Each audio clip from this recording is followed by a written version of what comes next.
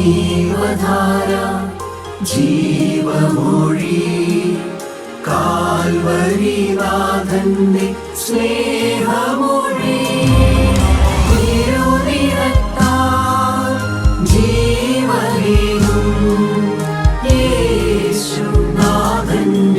ജീവമൊഴി ജീവധാര ജീവധാര ജീവധാര.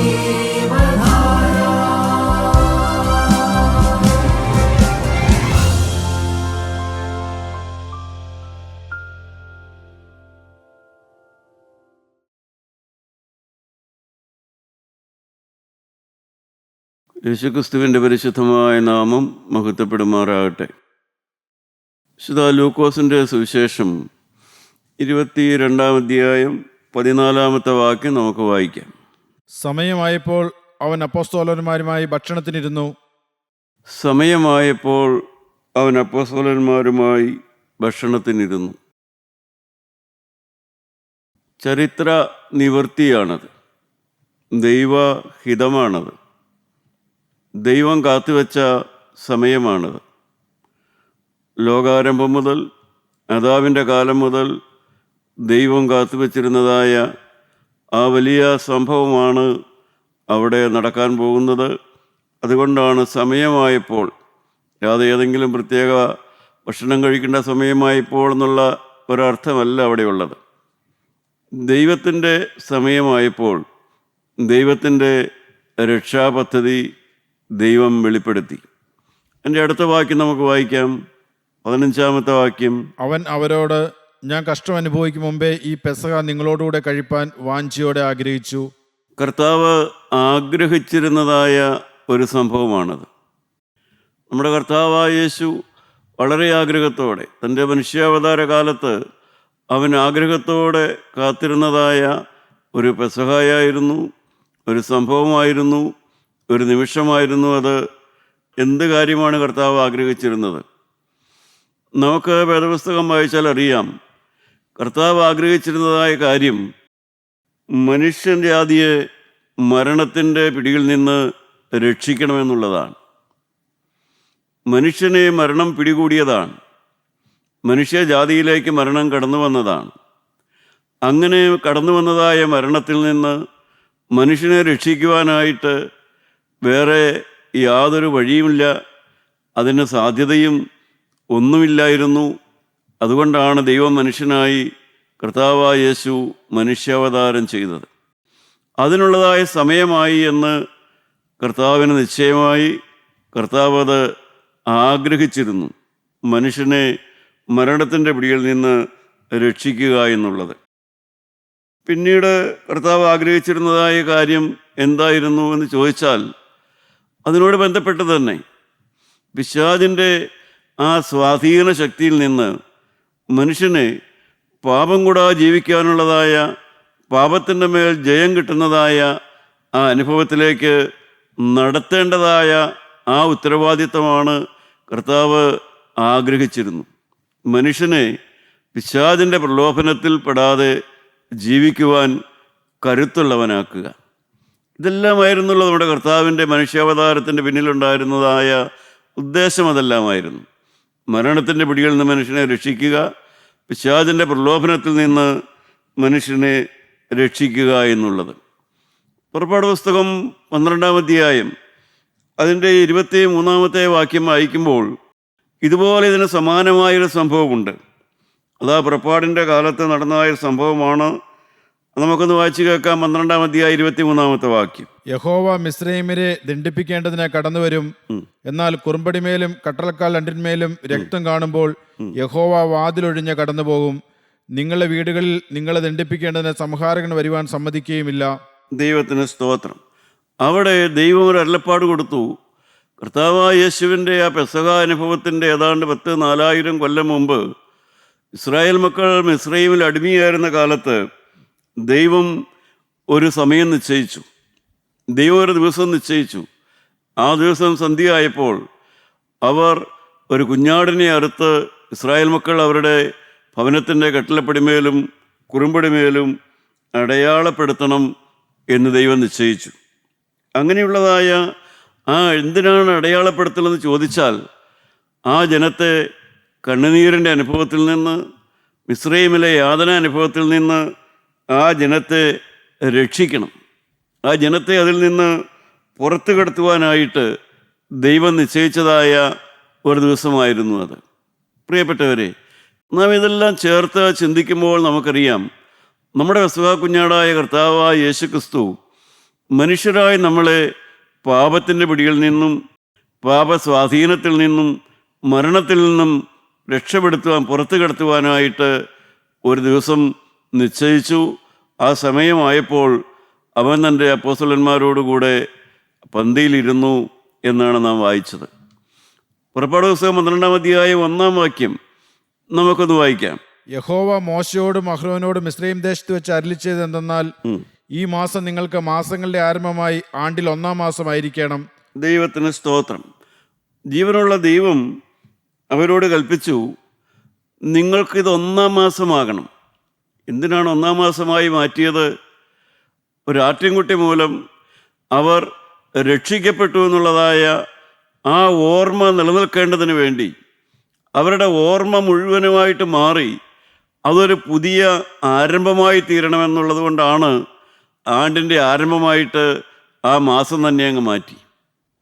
പ്രിയപ്പെട്ടവരെ, നമ്മുടെ ജീവിതത്തിലും ആ പുതുക്കങ്ങൾ ഉണ്ടാകണം. ആണ്ടിൻ്റെ ആരംഭം പോലെ തന്നെ ഒരു വീണ്ടും ജനന അനുഭവം, ഒരു പഴയ മനുഷ്യൻ മരിച്ച് ഒരു പുതിയ മനുഷ്യൻ എഴുന്നേൽക്കുന്നതായ അനുഭവം, അഥവാ കർത്താവായ യേശുക്രിസ്തുവിൻ്റെ ക്രൂശിലെ മരണം മുഖാന്തരം എനിക്കെന്ത് ലഭിച്ചു, കർത്താവ് കുരിശിൽ മരിച്ചിട്ട് എനിക്കെന്ത് അനുഭവം ഉണ്ടായി, എൻ്റെ ഹൃദയത്തിലും എൻ്റെ മനസ്സിലും എൻ്റെ ആത്മാവിലും എനിക്കെന്ത് അനുഭവം ഉണ്ടായി, ആ ക്രിസ്തുവിൻ്റെ കുരിശുമരണം മുഖാന്തരം എനിക്ക് എന്ത് അനുഭവം ഉണ്ടായി എന്ന് മനുഷ്യൻ ചിന്തിച്ചു തുടങ്ങേണ്ടതായ ഒരു കാലമുണ്ട് അവൻ്റെ ജീവിതത്തിൽ.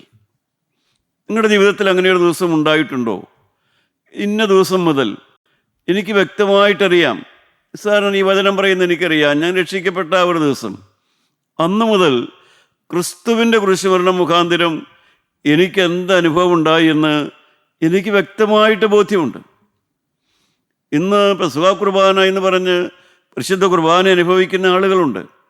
വാസ്തവത്തിൽ ഒരു പരിശുദ്ധ കുർബാന അനുഭവത്തിലൂടെ നമ്മുടെ ഉള്ളിലേക്ക് വരേണ്ടതായ ബോധ്യം എന്താണ്?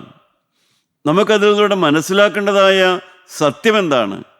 കാൽവരിയിൽ യേശുക്രിസ്തു മരിച്ചതൊട്ട് എനിക്കെന്ത് ഗുണമുണ്ടായി, എനിക്കെന്ത് അനുഭവമുണ്ടായി, എനിക്കെന്ത് നന്മയുണ്ടായി, എനിക്കെന്ത് ഭാവിയുണ്ടായി, എൻ്റെ ആത്മാവിനെന്ത് ഗുണമുണ്ടായി, എൻ്റെ ജീവിതത്തിനെന്ത് കെട്ടുറപ്പുണ്ടായി, ക്രിസ്തുവിൻ്റെ കുരിശുമരണം എനിക്ക് എങ്ങനെ പ്രയോജനപ്പെട്ടു എന്നുള്ളത് മനുഷ്യൻ തിരിച്ചറിയുക എന്നുള്ളതാണ് പരിശുദ്ധ കുർബാന അനുഭവത്തിലൂടെ ഒരു വ്യക്തിയുടെ ഉള്ളിൽ അനുഭവപ്പെടേണ്ടതായ ചിന്ത. അതാണ്. ആ സത്യമൊന്നും മനസ്സിലാക്കാതെ ഒരു പരിശുദ്ധ കുർബാന അനുഭവം ഉണ്ടായി എന്നുള്ളതല്ലാതെ അവന് ക്രിസ്തുവിൻ്റെ കുരിശുമരണവുമായിട്ട് അതിനുള്ള ബന്ധം എന്താണെന്നോ, ക്രിസ്തു കാൽവരിയിൽ മരിച്ചതും പരിശുദ്ധ കുർബാനയും തമ്മിലുള്ള ബന്ധം എന്താണെന്നോ ചിന്തിക്കാതെ, ധ്യാനിക്കാതെ, തിരിച്ചറിയാതെ, മനസ്സിലാക്കാതെ പരിശുദ്ധ കുർബാന അനുഭവിച്ചതുകൊണ്ട് എന്ത് സവിശേഷതയാണുള്ളത്? അതുകൊണ്ട് എന്ത് ഗുണമാണ് ഒരു മനുഷ്യൻ ലഭിക്കുക? അവൻ അറിയണ്ടേ, ഞാൻ പരിശുദ്ധ കുർബാന അനുഭവിച്ചത് ക്രിസ്തു കുരിശിൽ മരിച്ചു, ക്രിസ്തു എനിക്ക് വേണ്ടി ബലിയായി തീർന്നു, അതുകൊണ്ട് എനിക്ക് അനുഭവം ഉണ്ടായി എന്നുള്ള ആ ബോധ്യത്തോടെ വേണം പരിശുദ്ധ കുർബാന അനുഭവിക്കാനായിട്ട്. നാം ഏദൻ തോട്ടത്തിലേക്ക് നോക്കുമ്പോൾ ആദിമ മനുഷ്യനായ ആദാമും ദൈവവും രണ്ടുപേരും സന്തോഷിക്കുന്ന ഒരു അനുഭവത്തിലാണ് ഏദൻ തോട്ടത്തിൽ നാം ആദ്യം കാണുന്നത്. ദൈവത്തിന് സന്തോഷം, മനുഷ്യനും സന്തോഷം. എന്നാൽ ഉൽപ്പത്തി 2-3 അധ്യായത്തിലാണ് ഇതെല്ലാം കാണുന്നത്. ആ 3-ാമത്തെ അധ്യായത്തിലേക്ക് നാം വരുമ്പോൾ ദൈവത്തിന് വേദന, മനുഷ്യന് സന്തോഷം. കാരണം മനുഷ്യൻ പിശാചിൻ്റെ അടിമത്തത്തിലേക്ക് പോയി, മനുഷ്യൻ പിശാചിൻ്റെ സ്വാധീനത്തിലേക്ക് പോയി, ദൈവത്തെ വേദനിപ്പിച്ചു. അതോടുകൂടെ മനുഷ്യനൊരു താൽക്കാലിക സന്തോഷം, ദൈവത്തിന് നിത്യമായ വേദന. ദൈവത്തിൻ്റെ ആ നിത്യമായ വേദന എന്നാണ് മാറിയത്? ആ നിത്യമായ വേദനയ്ക്ക് പരിഹാരമുണ്ടായ ദിവസമാണ് നാം ആദ്യം ചിന്തിച്ചതായ ആ സമയമായപ്പോൾ, ആ വെള്ളിയാഴ്ചയാണ്, കർത്താവായ യേശുവിൻ്റെ കുരിശുമരണത്തിലാണ്, ആ ദിവസമാണ് ദൈവത്തിൻ്റെ വേദനയ്ക്ക് പരിഹാരം വന്നത്. കാരണം മനുഷ്യനും ദൈവവുമായിട്ട് നിരപ്പായ ഒരു ദിവസമായിരുന്നു അത്. പ്രിയപ്പെട്ടവരെ, എന്താണ് വാസ്തവത്തിൽ സംഭവിച്ചത്? ആദാമിൻ്റെ പാപം മൂലം എന്തൊക്കെയാണ് സംഭവിച്ചത്? റോമർ 5:12 നാം വായിക്കുമ്പോൾ എന്താണ് ആദാമിൻ്റെ പാപം മൂലം മനുഷ്യന് വന്ന ദോഷം എന്താണെന്ന് എത്രയോ നാളുകൾക്ക് ശേഷമാണ് മനുഷ്യൻ മനസ്സിലാക്കുന്നത്. പഴയ നിയമ പ്രവാചകന്മാരെല്ലാം ആ സംഭവത്തെക്കുറിച്ച് പ്രത്യേകിച്ചൊന്നും പറയുന്നില്ല. ആദാമിൻ്റെ കാലത്ത് ആദാം പാപം ചെയ്തതിനെക്കുറിച്ചും മനുഷ്യൻ നഷ്ടപ്പെട്ടതിനെക്കുറിച്ചൊന്നും പഴയ നിയമ പ്രവാചകന്മാർ മിണ്ടുന്നേയില്ല. എന്നാൽ അതിൻ്റെയെല്ലാം ആത്മീയ ഫലം എന്തായിരുന്നുവെന്ന് മനസ്സിലാക്കി തരുന്നത് അപ്പോസ്തലനായ പൗലോസാണ്. റോമാലേഖനം 5:12 വായിക്കാം. അതുകൊണ്ട് ഏകമനുഷ്യനാൽ പാപവും പാപത്താൽ മരണവും ലോകത്തിൽ കടന്നു. മരണം ലോകത്തിൽ കടന്നുവെന്ന് പറഞ്ഞാൽ മനുഷ്യൻ മരിച്ചു പോകുന്ന അവസ്ഥ ലോകത്തിലുണ്ടായി എന്ന് മാത്രമല്ല അതിൻ്റെ അർത്ഥം. പാപകരമായ മരണകരമായ ആത്മാവ് മരിക്കാനിടവരുന്ന അനേകം മോഹങ്ങൾ, മോഹചിന്തകൾ, അനേക പ്രലോഭനങ്ങൾ, തന്ത്രങ്ങൾ, സൂത്രങ്ങൾ, അനേക ലഹരിയുടെ അടിമത്തങ്ങൾ, അശുദ്ധിയുടെ വ്യാപാരങ്ങൾ, ഇതെല്ലാം ലോകത്തിലേക്ക് കടന്നു. ആദാമിൻ്റെ പാപം മുഖാന്തരം ഇതെല്ലാം ലോകത്തിലേക്ക് കടന്നു. പ്രിയപ്പെട്ടവരെ, ഈ അവസ്ഥയിൽ നിന്ന് മനുഷ്യനെ വിടുവിച്ചെടുക്കുന്നതായ ആ ദൈവത്തിൻ്റെ പ്ലാനും പദ്ധതിയുമായിരുന്നു. അതാണ് അവിടെ പെസഹായുടെ രാത്രി സമയമായപ്പോൾ കർത്താവായ യേശുക്രിസ്തു പന്തിയിലിരുന്നു എന്ന് നാം വായിക്കുന്നത്. ദൈവത്തിന് സ്തോത്രം. ദൈവമക്കളെ, അവിടെ എന്താണ് സംഭവിച്ചത്?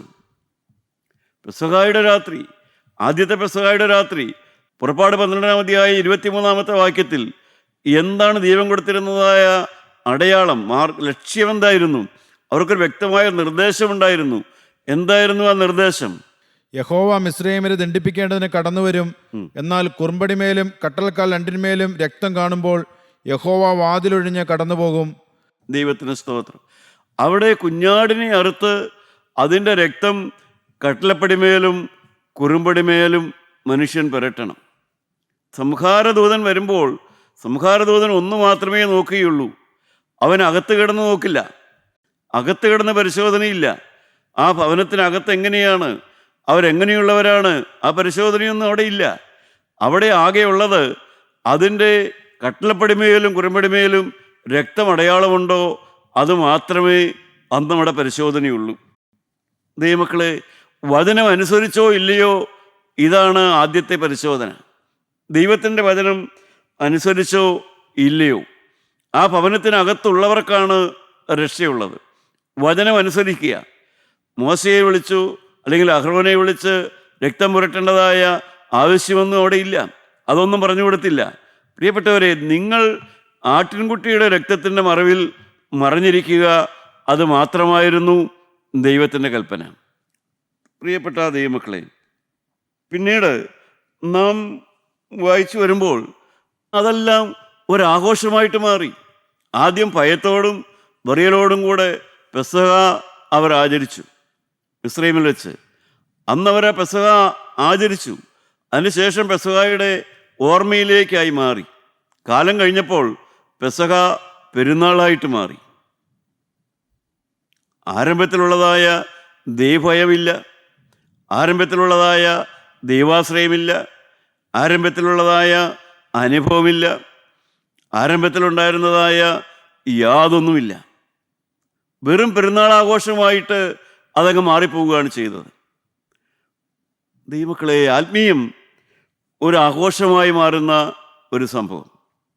എന്നാൽ ആദ്യത്തെ പെസഹ, മിസ്രയീമിലെ പെസഹ എത്ര ഭയത്തോടെയായിരുന്നു, എത്ര ദൈവഭയത്തോടെയാണ് അവർ ആചരിച്ചത്. അതിൻ്റെ മറവിൽ അവർ മറന്നിരുന്ന കാലത്ത് എന്താണ് അവർക്ക് ലഭിച്ചത്? അവർക്ക് ലഭിച്ചത് എന്താണെന്ന് മനസ്സിലാകണമെങ്കിൽ, ഇന്ന് നമുക്ക് മനസ്സിലാകണമെങ്കിൽ എഫേസ്യ ലേഖനം 2-ാം 8 വാക്യം വായിച്ചു നോക്കണം. എഫേസ്യ ലേഖനം 2-ാം 8 വാക്യം. കൃപയാലല്ലോ നിങ്ങൾ വിശ്വാസം മൂലം രക്ഷിക്കപ്പെട്ടിരിക്കുന്നത്, അതിനും നിങ്ങൾ കാരണമല്ല, ദൈവത്തിന് ദാനമത്രയാകുന്നു. പ്രിയപ്പെട്ടവരെ, കൃപയാലല്ലോ വിശ്വാസം മൂലം രക്ഷിക്കപ്പെട്ടിരിക്കുന്നു. ഒരു മനുഷ്യൻ രക്ഷയുടെ അനുഭവത്തിലേക്ക് വരാൻ, അഥവാ ജീവനുള്ള ദൈവത്തിൻ്റെ ആ കൃപയുടെ അനുഭവത്തിലേക്ക് വരാൻ അവനെ പരിശോധിച്ചിട്ടല്ല. പ്രസവ കുഞ്ഞാടിൻ്റെ ആ രക്തത്തിൻ്റെ അടയാളമുള്ളവൻ, അതിനകത്തുള്ളവനെല്ലാം രക്ഷയുടെ അനുഭവത്തിലേക്ക് വരികയാണ്. അകത്ത് പരിശോധനയില്ല. ആദ്യം കടന്നു വരുമ്പോൾ അകത്ത് പരിശോധനയില്ല. അനുസരണമുണ്ടോ? രക്തമടയാളമുണ്ടോ? ക്രിസ്തുവിൻ്റെ രക്തത്തിൽ ആശ്രയമുണ്ടോ? യേശു ക്രിസ്തുവിൻ്റെ രക്തത്തിൻ്റെ വില മനസ്സിലാക്കുന്നുണ്ടോ? ആ രക്തത്താൽ എനിക്ക് മോചനമെന്നുള്ളതായ ആ ബോധം വരുന്നുണ്ടോ? ആ രക്തത്തിന് വിലയുണ്ടെന്ന് മനസ്സിലാക്കുന്നുണ്ടോ? ആട്ടിൻകുട്ടിയുടെ രക്തത്തിന് വിലയുണ്ടെന്ന് മനസ്സിലാക്കിയവനാണ് അതിൻ്റെ പുറകിലിരുന്നത്. അതിൻ്റെ വിലയെന്ന് പറയുന്നത് ആ വചനത്തിൻ്റെ ബലമായിരുന്നു. ഇവിടെ ഇതാ നിഷ്കളങ്ക കുഞ്ഞാടായ കർത്താവായ യേശു ക്രിസ്തുവിൻ്റെ രക്തത്തിൻ്റെ വില മനസ്സിലാക്കണം. ആ രക്തമാണ് മനുഷ്യൻ്റെ പാപത്തിന് പരിഹാരം തരുന്നത്. രക്തം ചൊരിഞ്ഞിട്ടല്ലാതെ മോചനമില്ല ദൈവത്തിൻ്റെ വചനം പറയുന്നു. എന്താണ് പ്രിയപ്പെട്ടവരെ, തിരുരക്തവും മനുഷ്യൻ്റെ സ്വഭാവമൊക്കെ തമ്മിൽ നമുക്ക് എങ്ങനെയാണ് ബന്ധിപ്പിച്ച് മനസ്സിലാക്കാനായിട്ട് സാധിക്കുക? റോമാലേഖനം 8-ാം അധ്യായം തന്നെ 5-ാമത്തെ വാക്യം നമുക്ക് വായിച്ചു നോക്കാം. 5-ാമത്തെ വാക്യം: ജഡസ്വഭാവമുള്ളവർ ജഡത്തിനുള്ളതും ആത്മസ്വഭാവമുള്ളവർ ആത്മാവിനുള്ളതും ചിന്തിക്കുന്നു. ജഡസ്വഭാവമുള്ളവർ ആത്മസ്വഭാവമുള്ളവർ എന്ന് വെച്ചാൽ രണ്ടു തരം സ്വഭാവമുള്ളവരെ മനുഷ്യരുടെ ഇടയിൽ നമുക്ക് കാണാം. വിശ്വാസികളുടെ ഇടയിൽ തന്നെ കാണാം, ക്രിസ്ത്യാനികളുടെ ഇടയിൽ തന്നെ കാണാം. ഒന്ന് ജഡസ്വഭാവമുള്ളവർ, രണ്ട് ആത്മസ്വഭാവമുള്ളവർ. ജഡസ്വഭാവമുള്ളവർ, ആത്മസ്വഭാവമുള്ളവർ എന്ന് പറഞ്ഞാൽ അതിൻ്റെ വ്യാഖ്യാനം സാധു സുന്ദർ സിംഗ് പറയും. ജഡസ്വഭാവം എന്ന് പറഞ്ഞാൽ അത് എന്ത് സ്വഭാവമാണ്? അത് മനുഷ്യൻ്റെ ജഡത്തിൻ്റെ ആഹാരം കഴിക്കുക, വസ്ത്രം ധരിക്കുക, അല്ലെങ്കിൽ അങ്ങനെ കായികമായി എന്തെങ്കിലുമാണോ? ജഡസ്വഭാവം എന്ന് പറഞ്ഞാൽ അതിൻ്റെ ശരിയായ വ്യാഖ്യാനം സാധു സുന്ദർ സിംഗ് പറയും. ജഡസ്വഭാവം എന്ന് പറയുന്നത് ഒരു മനുഷ്യനിൽ തന്നെയാണ് രണ്ട് സ്വഭാവം നിൽക്കുന്നത്. ഒന്ന് ജഡസ്വഭാവം, ഒന്ന് ആത്മസ്വഭാവം. ആത്മസ്വഭാവം വരുന്നതിന് മുമ്പ് ജഡസ്വഭാവം പ്രിവെയിൽ ചെയ്യുന്നു, അത് പ്രബലമായി നിൽക്കുന്നു. ജഡസ്വഭാവത്തിൻ്റെ പ്രത്യേകത എന്താണ്? ആത്മാവിൻ്റെ ജീവൻ അഥവാ ആത്മാവിൻ്റെ സ്വഭാവം, ആത്മാവിന് ഗുണകരമായത്, ഒരു മനുഷ്യൻ്റെ ആത്മാവിന് പ്രയോജനപ്പെടുന്നതായ ആ സ്നേഹം, ആ വിശുദ്ധി, ആ ഏറ്റുപറച്ചിൽ, അല്ലെങ്കിൽ മാപ്പപേക്ഷിക്കുക, റിപ്പൻറ്റൻസ്, ഫോർഗീവ്നെസ്, അല്ലെങ്കിൽ വിശുദ്ധ ജീവൻ നയിക്കുക, ഇതെല്ലാം ആത്മാവിന് പ്രയോജനപ്പെടുന്നതാണ്. അതിനോടെല്ലാം ഇഷ്ടക്കുറവുള്ളതായ ഒരു സ്വഭാവം, അതൊന്നും വേണ്ട എന്ന് വയ്ക്കുന്ന ഒരു സ്വഭാവം, അതെല്ലാം പരിഹാസമായി കാണുന്നതായ ഒരു സ്വഭാവം, അത് മനുഷ്യനിൽ പ്രിവെയിൽ ചെയ്യുന്ന കാലം, അതാണ് ജഡസ്വഭാവം എന്ന് പറയുന്നത്. എന്നുവെച്ചാൽ എൻ്റെ ജഡവും എൻ്റെ മനോഭാവവും എൻ്റെ അകത്ത് ആത്മാവ് ജീവൻ പ്രാപിക്കുന്നതിന് എതിരായിരിക്കുന്ന ഒരു കാലം. പ്രിയപ്പെട്ടവരെ, ആത്മസ്വഭാവം എന്ന് പറഞ്ഞാലോ ആത്മാവിന് ജീവൻ പ്രാപിച്ചു. പിന്നെ ആത്മാവിനോട് ഒന്നാം സ്ഥാനം. സ്നേഹിക്കണം, സ്നേഹം, സന്തോഷം, സമാധാനം, ദീർഘക്ഷമ, ദയ, പരോപകാരം, വിശ്വസ്തത, ഇന്ദ്രിയജയം മുതലായ ആത്മാവിൻ്റെ ഫലങ്ങൾ എൻ്റെ അകത്തുണ്ടാകണമെന്നുള്ളതായ ആഗ്രഹത്തോടെ ഞാൻ ജീവിക്കുന്ന കാലം. ദൈവമക്കളെ, ഇതെല്ലാമാണ് കൃപയാൽ രക്ഷിക്കപ്പെടുക എന്നെല്ലാം പറയുന്ന അനുഭവത്തിലൂടെ ക്രിസ്തുവിൻ്റെ രക്തത്തിൻ്റെ മറുപടിയിലേക്ക് നാം വരുമ്പോൾ, ആ രക്തത്താൽ നാം വീണ്ടെടുക്കപ്പെടുമ്പോൾ നമ്മുടെ ആ ജഡീക മനുഷ്യൻ, ആ ജഡ സ്വഭാവത്തിന് മാറ്റം വരികയാണ്. ജഡസ്വഭാവം അത് മുൻപന്തി നിൽക്കുകയാണ്. ആ ക്രിസ്തുവിൻ്റെ രക്തത്താലുള്ള വീണ്ടെടുപ്പ് അനുഭവിക്കുന്നത് വരെയും ആത്മസ്വഭാവത്തെക്കാൾ കൂടുതൽ ജഡസ്വഭാവമായിരിക്കും മനുഷ്യനിൽ പ്രബലമായി നിൽക്കുന്നത്. വിദ്യാഭ്യാസം ഉണ്ടായിരിക്കാം, പാരമ്പര്യം ഉണ്ടായിരിക്കാം, പല പല ജോലികളോ ആത്മീയ ശുശ്രൂഷകളോ ഒക്കെ ചെയ്യുന്നുണ്ടായിരിക്കാം. പക്ഷേ ആത്മാവിനെ മുൻനിർത്തിയല്ല ഒരു കാര്യവും ചെയ്യുന്നത്. ആത്മാവിനെ മുൻനിർത്താതെ ഈ ലോകത്തിലെ സ്ഥാനമാനങ്ങളുടെ പേരിൽ, മറ്റ് മനുഷ്യരുടെ അഭിപ്രായങ്ങളുടെ പേരിലെല്ലാം ആത്മീയ കാര്യങ്ങൾ ചെയ്യുന്നു. അതാണ് ജഡസ്വഭാവം എന്ന് പറയുന്നത്. ജഡസ്വഭാവം എന്ന് പറയുന്നത് കള്ളുകുടിക്കുകയോ മ്ലേച്ഛത ചെയ്യുക മാത്രമല്ല, ആത്മാവിന് വില കൊടുക്കാതെ ആത്മീയ കാര്യങ്ങൾ ചെയ്യുക. ആത്മീയ കാര്യങ്ങൾ തന്നെയാണ് ചെയ്യുന്നത്, പക്ഷേ അത് സ്വന്തം ആത്മാവിന് വില കൊടുക്കാതെയാണ് ചെയ്യുന്നത്. അതാണ് ജഡസ്വഭാവം എന്ന് പറയുന്നത്. ദൈവമക്കളെ, രക്ഷിക്കപ്പെടുക, ക്രിസ്തുവിൻ്റെ രക്തത്താൽ രക്ഷിക്കപ്പെടുക. രക്തം ചൊരിഞ്ഞിട്ടല്ലാതെ മോചനമില്ല, നമുക്കറിയാമല്ലോ. അങ്ങനെ അന്ന് പെസഹ കുഞ്ഞാടിൻ്റെ രക്തത്തിൽ മനുഷ്യജാതിക്ക് മോചനമുണ്ടായി. സമയമായപ്പോൾ യേശു കരുതി വച്ചിരുന്ന സമയത്ത് അവൻ പെസഹ ആചരിച്ചു. ഇസ്രായേൽ മക്കളുടെ പുറപ്പാടിൻ്റെ കാലത്ത് ആ ആട്ടിൻകുട്ടി, അവരെ രക്ഷിച്ച ആട്ടിൻകുട്ടി മറനീക്കി പുറത്തു വന്നുവെന്ന് ഭക്തന്മാരായ ആളുകൾ പറയും. അവരെ രക്ഷിച്ചത് ഒരാട്ടിൻകുട്ടിയാണെന്ന് അന്ന് പുറപ്പാടിൻ്റെ കാലത്ത് ഇറങ്ങി പുറപ്പെട്ട സകലമാന മനുഷ്യർക്കും ആർക്കും സംശയമില്ലാതെ അറിയാമായിരുന്നൊരു സത്യം, ഒരാട്ടിൻകുട്ടിയാണ് അവരെ അന്ന് രാത്രി രക്ഷിച്ചതെന്ന്. പ്രിയപ്പെട്ടവരെ, ഇന്ന് ക്രൈസ്തവരായി നാം അറിയണം, ക്രൈസ്തവരായി നാം ഉറപ്പായിട്ടും അറിയണം, 2000 കൊല്ലം മുമ്പ് കാൽവരിയിൽ മരിച്ചതായ ആ ആട്ടിൻകുട്ടി, പാപത്തിന് പരിഹാരം വരുത്തുന്ന ആ ആട്ടിൻകുട്ടിയാണ് എന്നെ രക്ഷിച്ചത്.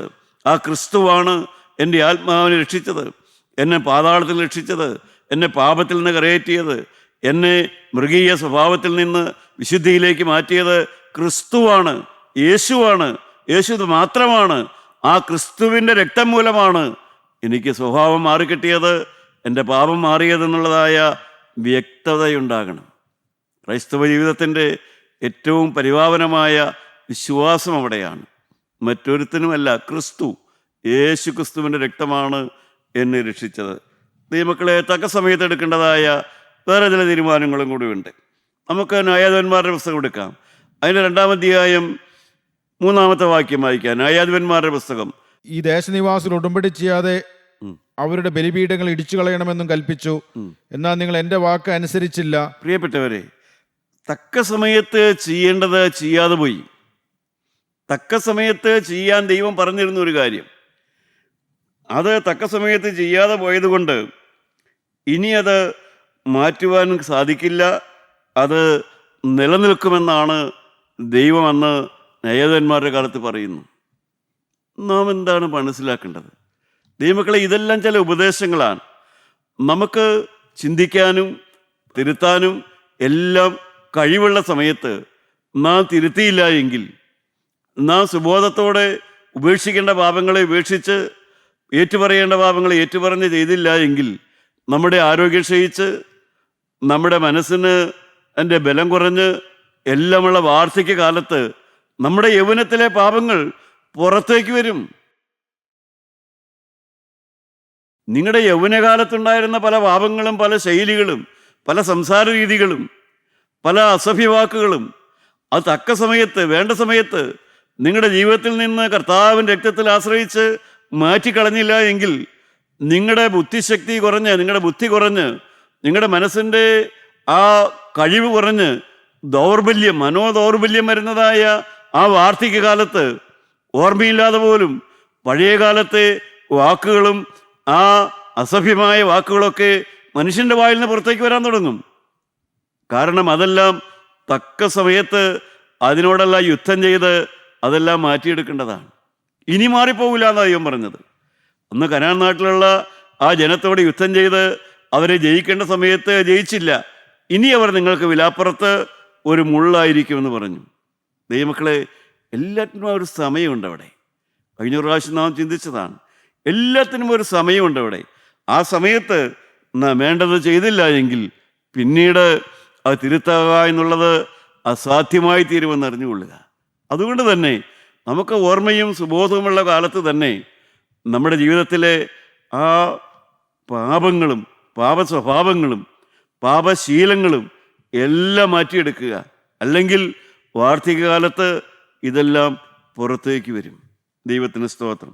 യെരമ്യാ പ്രവാചകന്റെ പുസ്തകം 49-ാം അധ്യായം 8-ാമത്തെ വാക്യം വായിക്കാം. യെരമ്യാവിൻ്റെ പുസ്തകം 49-ാം അധ്യായത്തിൻ്റെ 8-ാമത്തെ വാക്യം നമുക്ക് വായിക്കാം. ദേദാൻ നിവാസികളെ ഓടിപ്പോകുവിൻ, പിന്തിരിഞ്ഞ കുഴികളിൽ പാർത്തുകൊള്ളുവിൻ. ഞാൻ ഏശാവിൻ്റെ ആപത്ത് അവൻ്റെ ദർശനകാലം തന്നെ അവന് വരുത്തും. ദൈവമക്കളെ, ഏശാവിൻ്റെ ആപത്ത് എന്തായിരുന്നു? ഏശാവിൻ്റെ ആപത്ത്, ഗോത്രപിതാക്കന്മാരുടെ കൂട്ടത്തിൽ എണ്ണപ്പെടേണ്ടവനായിരുന്നു ഏശാവ്. ഇസ്ഹാക്കിൻ്റെ മകനായിരുന്നുവല്ലോ. ഏശാവിൻ്റെ ആപത്ത് അവന് വരും. എന്തായിരുന്നു ഏശാവിൻ്റെ ആപത്ത്?